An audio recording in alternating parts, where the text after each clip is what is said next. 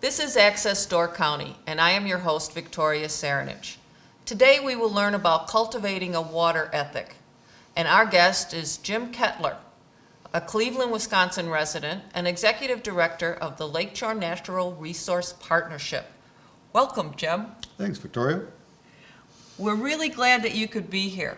Is it okay if I use LNRP to refer to your organization? Absolutely. So let's start with a little background in the history of the LNRP. How did it get started? We were formed in 2003 as a nonprofit. We came out of the basin partnership groups that were throughout the state. And a group of folks, when those dissolved, decided to form LNRP. What's a basin partnership? So the basin partnership came out of the DNR, where they formed groups around different watershed basins. And throughout the 90s and early 2000s, those basin partnerships focused on issues around water resources and watershed management. So what is the basin that Door County is in? So we're in the Lakeshore Basin. The Lakeshore Basin is defined by the Niagara Escarpment. And so literally all the waters that flow east off of the escarpment into Lake Michigan and the Bay of Green Bay are part of our basin. That includes Door County, Kewaunee County, Manitowoc County, and the eastern portions of Calumet and Brown counties. So you're working with all of these counties, the residents and the community organizations in all of these counties for education and cultivating a water ethic. Correct. So what is the mission and the vision here? The mission is very simple. It's cultivating environmental stewardship in the Lakeshore region. And our vision really tries to look at stewardship as a way of operating and cultivating that water ethic. And I can read it or I can just kind of paraphrase, but we look at an environmental stewardship ethic that encourages cooperative planning and management of natural resources by communities, organizations, and individuals to actively enhance ecosystem goods and services and facilitate their recovery and long-term health. That's a mouthful there, It sure Jim. is, I know. And so the most important thing I think for right now is stewardship. Mm-hmm. Stewardship means what to us? Really caring for our air, land, and water for both our current generations and future generations. It's the caretaker, but it takes it into the future. Correct. Okay. So leaving it literally better than we found it. Which is perfect. Wouldn't we want to do that for Right. our grandchildren? So now there's a specific focus, and it's cultivating a water ethic. Mm-hmm. And this is part of the stewardship. Correct. So it's to teach people about protecting their water? That's How correct. would you explain it? And so really it's about taking care of the waters in your backyard.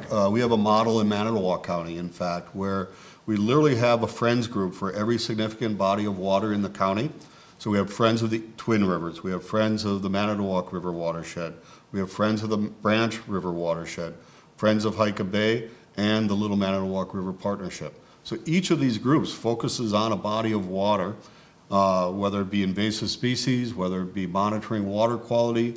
We're launching a Project RED, which is riverine early detection, which allows citizens to basically look for problems, recognize those problems, and either call the DNR or the County Land and Water Conservation Department or LNRP and basically give us a heads up on what they find. So this model in Manitowoc County could be replicated in the other counties, and these are volunteers, people that are members of your organization, or? Correct. They're all volunteers, and yes, we do want to replicate that model. We want to build this model. We've really just began to really put and devote resources to that model in the last couple of years, and we really want to make sure that we can sustain this model before moving elsewhere into the other counties in our region. But so far, we've had great success. And for our viewers, we will have the image of the Manitowoc model for their different Watersheds. Mm-hmm. We'll have that up on the screen during our program so that people can take a look at it. But what are the important elements of a water ethic? Well, the first is recognizing that water is life. Without water, we don't exist. Often when I introduce myself at conferences or workshops, I introduce myself as 80% water. Jim Kettler, I'm 80% water. I think that just brings home that message that we're part of the water cycle and an integral part of the water cycle. Everything we do has an impact on the water cycle. And so I think recognizing that water is life is absolutely the first step in cultivating a water ethic. And then the extent of the water resources on our lakeshore, what is? We are flush with water resources, but unfortunately, those water resources are at risk. We have a stewardship investment fund where we provide small grants to community organizations, and have funded in the last couple of years both the Kiwanee Groundwater Guardians and the Calumet Groundwater Guardians to do and subsidize well testing. We're finding 40 to 60% of the wells we're testing are above EPA standards for E. coli and nitrates. So and this that's is pretty scary. Okay, but this is something that once people are aware of, then they can be more vigilant about protection for themselves and protection for the groundwater. But I see in some of the literature, we are part of the water cycle. Can you explain the water cycle to me?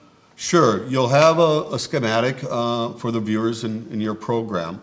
But the water cycle basically looks at all aspects of how water moves through the landscape, whether it's evaporation from our lakes and waters, whether it's transpiration out of our trees and vegetation, precipitation, the various forms of precipitation, and how everything basically is connected by water.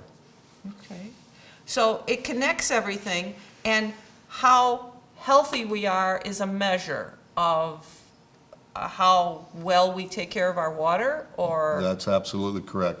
Really, our practices on the land are reflected in our waters. And so really, to look at the health of our waters is really a very, as Luna Leopold says, the principal measure of how we do things on the land.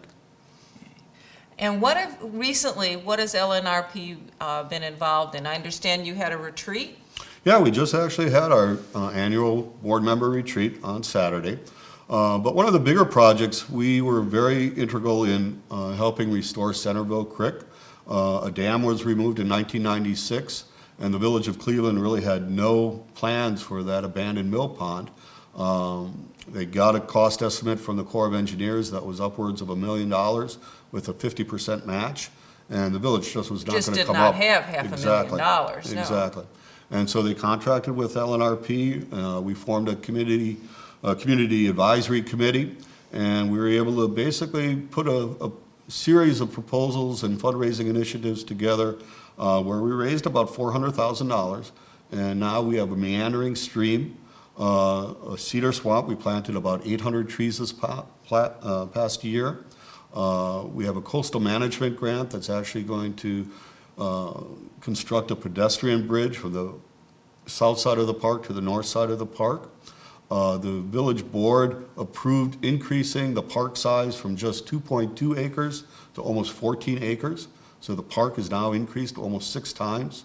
So that's been a major project that we've been involved with. So it's a major benefit for that community. It's an incredible community resource. And yeah. LNRP doesn't dig the ground, but you work on creating the proposals so that people can get an idea of the scope of the work. That's correct. And the cost of the work. And you help them evaluate proposals? Or? Correct. Absolutely. And so you mentioned that you help raise money. What are some of the LNRP ways that they do that? We do a lot of grant writing. We have federal grants, state grants. We apply to private foundations. We look for corporate sponsorship. And then we have a couple of fundraiser events every year. Now, I've heard you have a really popular fundraiser event in the fall. Correct. It's our Chautauqua Barn Dance. We've ran that for 5 years. We bring a noteworthy speaker under the tent, the Chautauqua, and we have a kind of a community engagement in the afternoon. And then that evening, we're hosted by the Saxon Homestead in Cleveland. The Saxon Farm. Correct. And they converted a barn to really a community center. We get a band. We source all of our food locally and have a wonderful buffet. In fact, this year, the LTC Culinary Institute prepared and presented the buffet. That was in 2013. When did you have it in 2013? We started in September. It's usually the third Saturday in September. And this year we brought Pat Leavenworth, who was the NRCS, which is the National Resource Conservation Service, the state conservationist for 18 years. And she talked about water in agriculture and what best management practices we can apply to agriculture to improve our water quality. Well, I'm sure there's always something to be learned for everyone. And you have a We All Live on the Water campaign. Correct. Is this new for 2014? No, in fact, we started this campaign in 2006, but we revisited it in 2012, really. And our board decided to make the We All Live on the Water campaign the underlying theme of everything we do.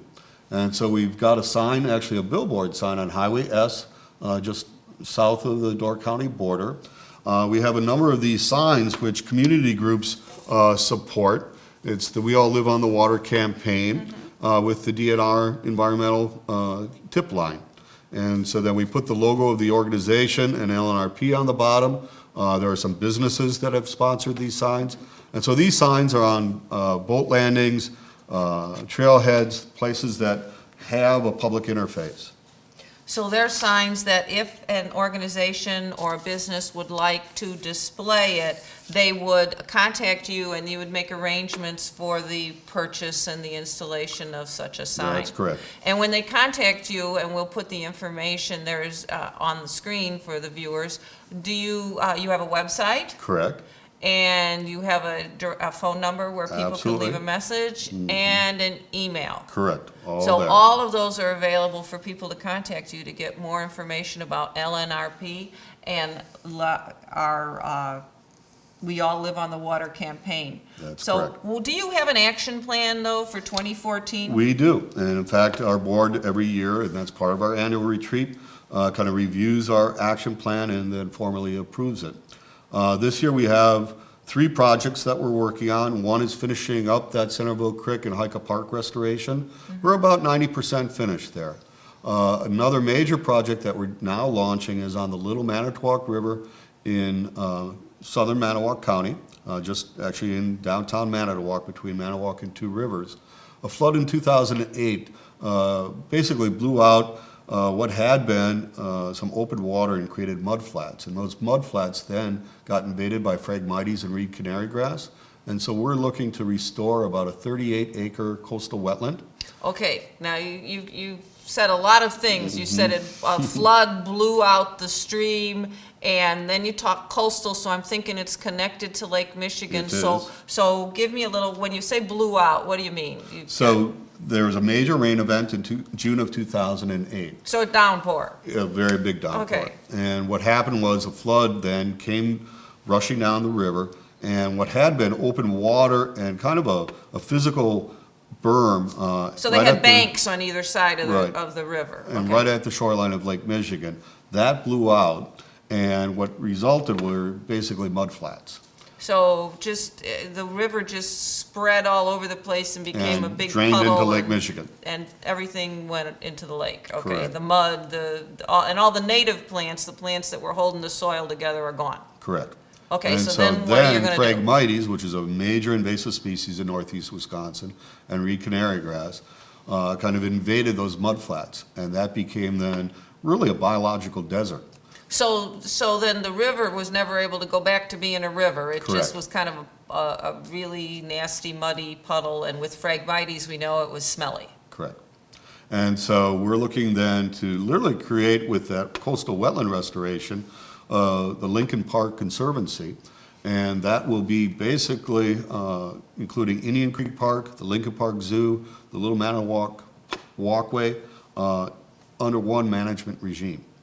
So, well, that sounds like a lot to take on. So we had a river that just flattened itself out. Correct. And then you've got 3 projects related to restoring that river. Does the river connect those 3? All 3 are on that river, correct. Okay. And so what have you done so far for that project? So And this is number 2 of your 3 things this Correct. year. Okay. So we've basically have gotten, our Stewardship Investment Fund contributed $5,000 to do a habitat survey of the entire area.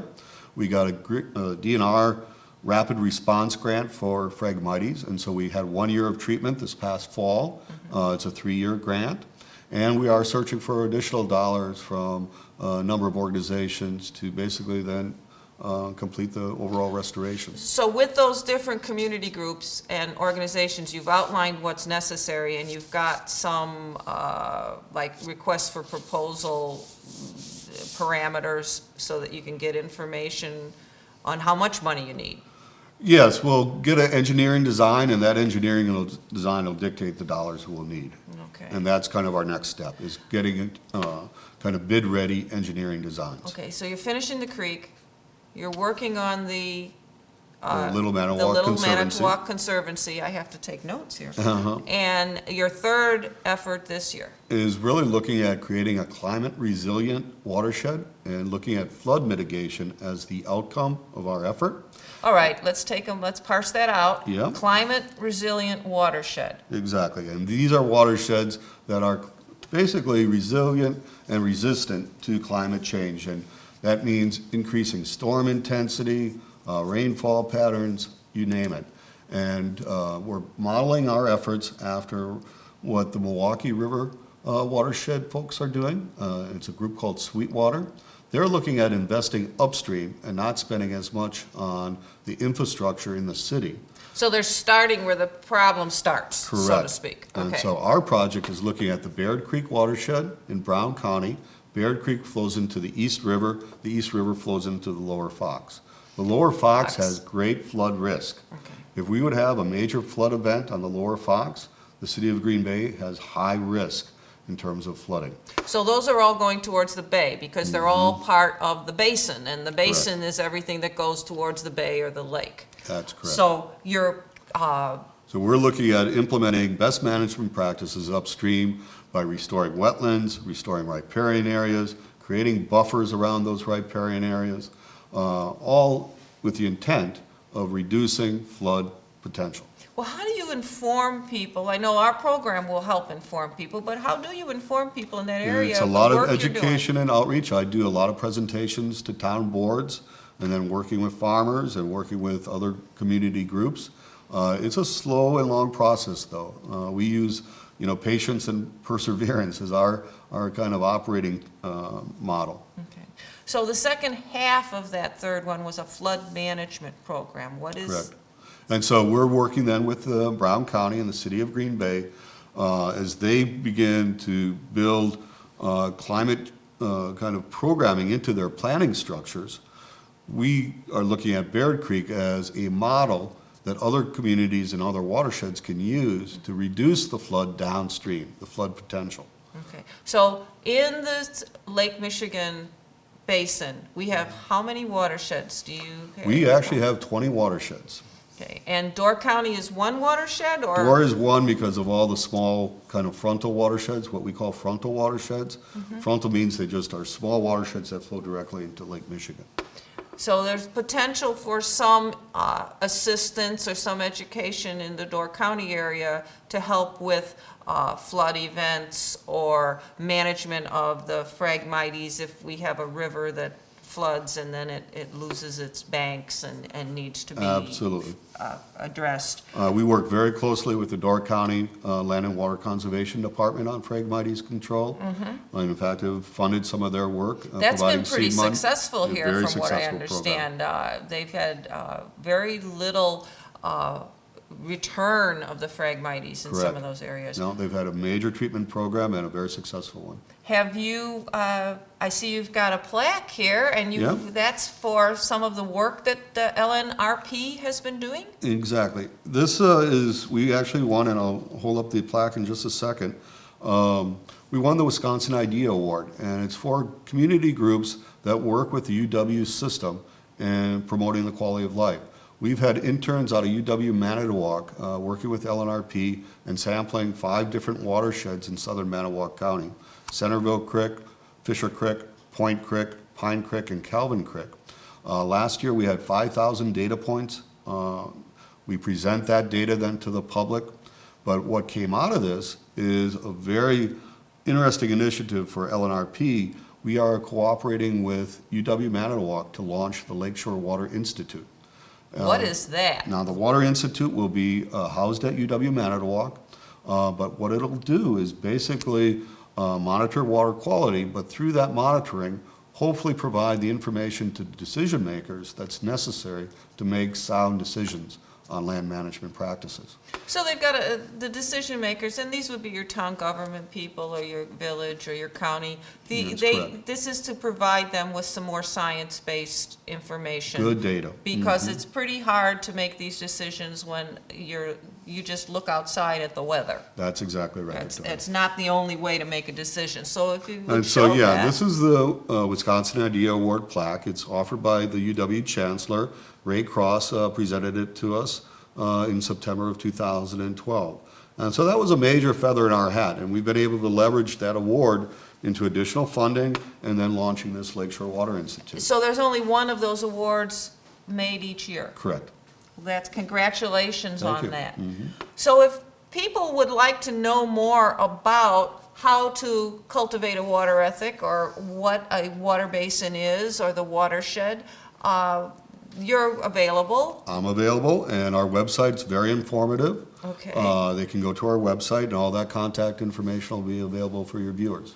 And you would make presentations, you have a PowerPoint, I I have understand? multiple PowerPoints on So both short- water ethic, groundwater, a number of topics. And you've presented up here in Door County before. Mm-hmm. You've been at what venues? We just presented to the League of Women Voters back in late 2013. We presented to the That Door was at property owners. Crossroads, right? Correct. The Door property owners. We also host a Sustainable Living Fair in April of every year. And we're building a team this year that includes Door property owners, Sustain Door, the Door County Environmental Council, the Climate Coalition of Door County, and the Door Peninsula Astronomical Society. Terrific. And where And is the Clean that? Water Action Council. And the Clean Water, and where Yeah. is that Clean Water Action Council? Okay. Correct. And where is that Sustainable Living Fair going to be It's this going to be year? at Martin Park in downtown Sturgeon Bay, Mm-hmm. the last Saturday in April. Well, that's terrific, and we'll look forward to seeing information about that in the future. And are there any other important dates, other than the last Saturday in April, that people should remember for 2014? We are going to host a Lake Michigan Day this year. Lake Superior has hosted a similar event for a number of years. We haven't picked a date yet, but it'll be in early July. Very likely we'll be at UW Manitowoc, a campus right on the shores of Lake Michigan. And what we're doing there is inviting the public to engage with decision makers, our state representatives, to talk about some of the issues facing Lake Michigan. We're looking at the Great Lakes Water Compact as one theme, but really looking at water quality and water resources in general. So that would include taking more water out of the ground as well as what you put on the ground. Correct. Okay. Well, Jim, I want to thank you very much for giving us your time today. Is there anything else you'd like to add for our No, viewers? my pleasure. Just be aware that water is life. Thank you again. You have been watching Access Door County with your host, Victoria Cerinich, and we have been speaking with Jim Kettler, the Executive Director of the Lakeshore Natural Resource Partnership. Access Door County is carried exclusively on Sevastopol TV, Channel 986. Thank you for watching.